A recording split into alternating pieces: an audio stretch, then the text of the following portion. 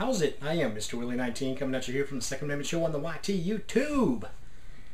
I recently got tagged in zombie cut. No, you know what? I don't reshoot videos. I recently got tagged in the zombie apocalypse video thing that's going around. Now, anyone who knows me knows that's really not my style to do the tag thing, the chainmail kind of stuff. And I've been very busy as of late, so I haven't been watching people's videos and been commenting, and I've been really poor on YouTube as of late. However, I've never been tagged in one of these things before, so I must say that, in all honesty, I'm a little flattered. So I'm going to go ahead and participate because, heck, I'm a good sport, and this is kind of cool. It adds a little bit of fun, a little bit of whimsy to the tactical community, so I'm going to give it a go. I was tagged by findyoudead. I'm going to leave a link to his channel down below.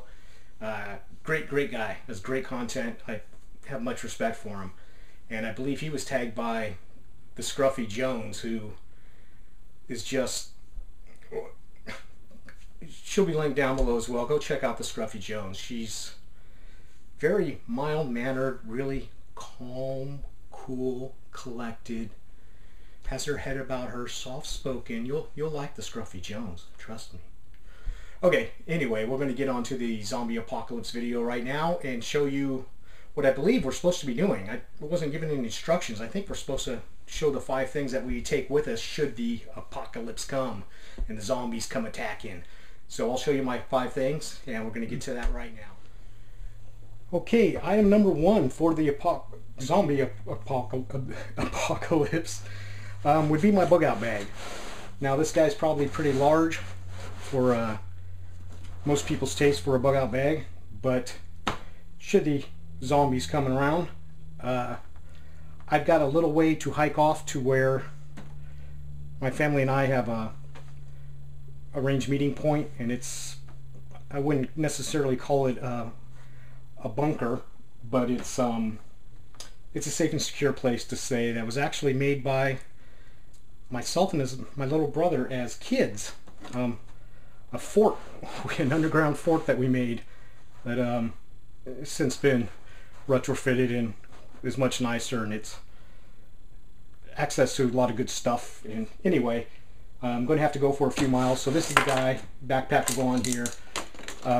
Just recently used, so it's not full, but it normally carries MREs, first aid, clothing, ammunition, on and on and on.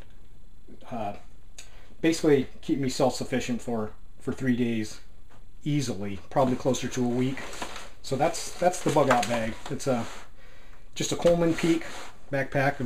Me and this bag have been on a lot of adventures together, and it's got night vision monocular in there, got binocs, lensmatic compass, on and on. It's rigged. It'll be good for solo survival for a week, no problem. So there's item number 1. That's the bug out bag.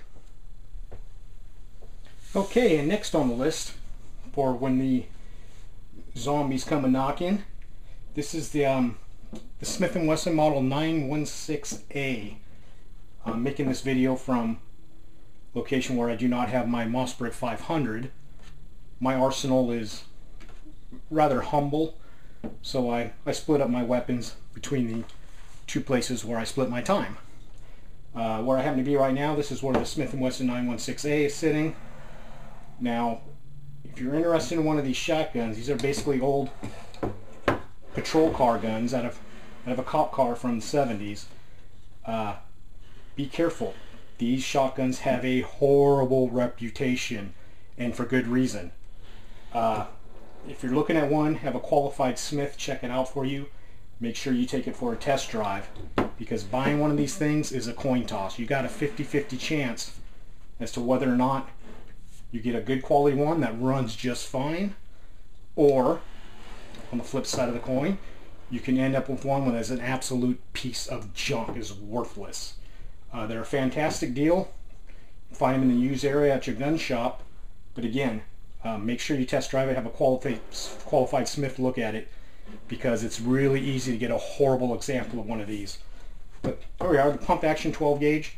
I run double aught law enforcement buck / 1 ounce slugs every other.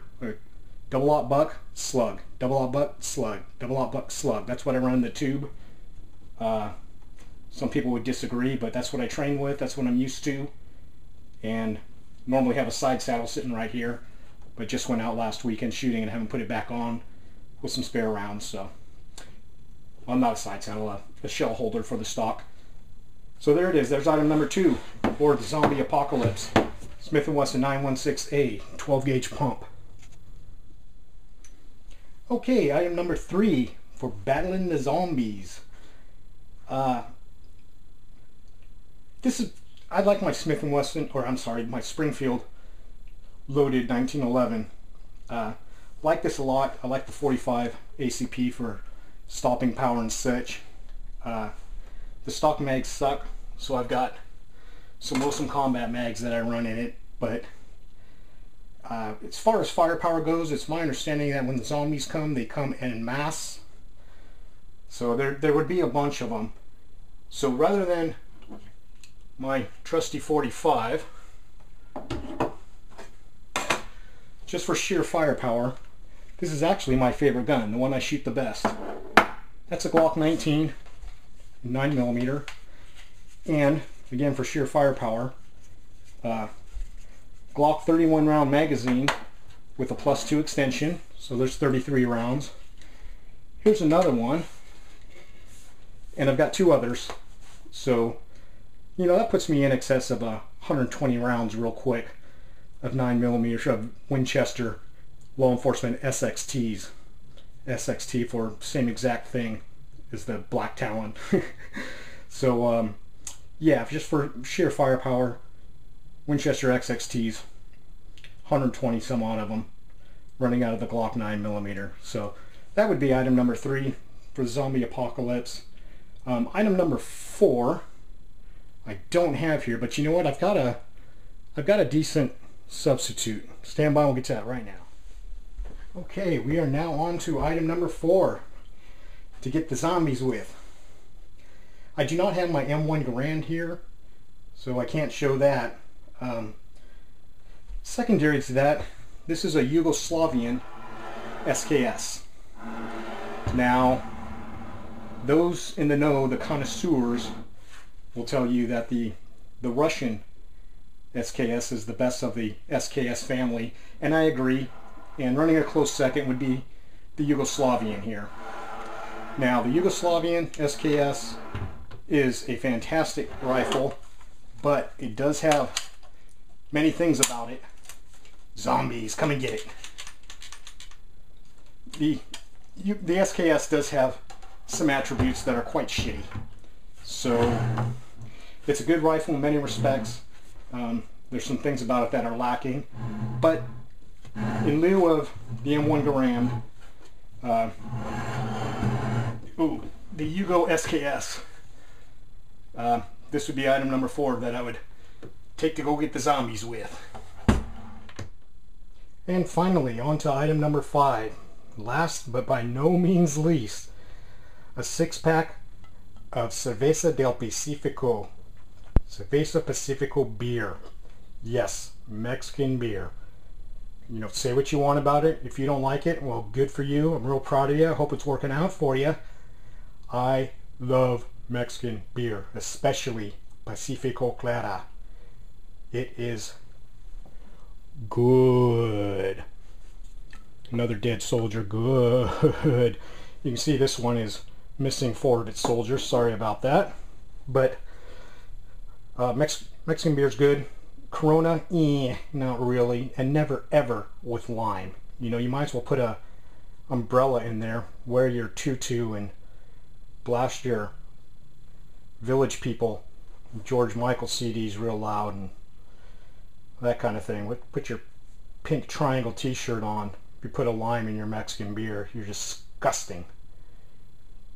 So that would be the last thing. 6-pack of Pacifico. There it is. That's my 5 things I would bring with me for the zombie apocalypse. I am Mr. Willie 19, coming at you here from the Second Amendment Show on the YT YouTube, and as always, I am hoping that this video finds you and find you well. Cheers.